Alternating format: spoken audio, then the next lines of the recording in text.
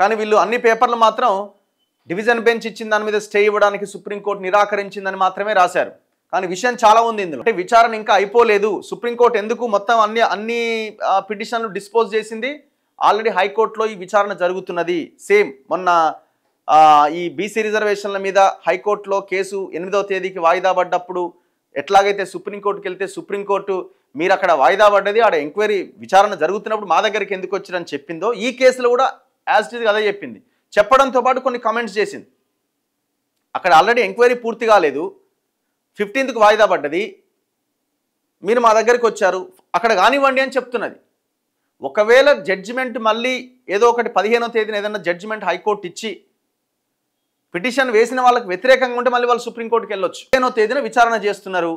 ఏం చేస్తుందో చూద్దాము. మీరు వాళ్ళ అప్లికేషన్లు వాళ్ళ అపాయింట్మెంట్ ఆర్డర్స్ తీసుకున్నంత మాత్రాన ఇక వాళ్ళకి మొత్తం వచ్చేసింది, రేపు పొద్దుగాల ఒకవేళ హైకోర్టు సింగిల్ బెంచ్ తీర్పును సమర్థిస్తూ నిర్ణయం తీసుకుంటే వాళ్ళ ఉద్యోగాలు పోతాయి.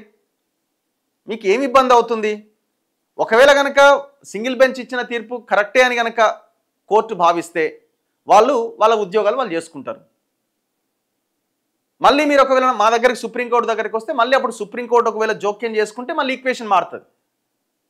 సో కోర్టు చాలా క్లియర్గా ఉన్నది.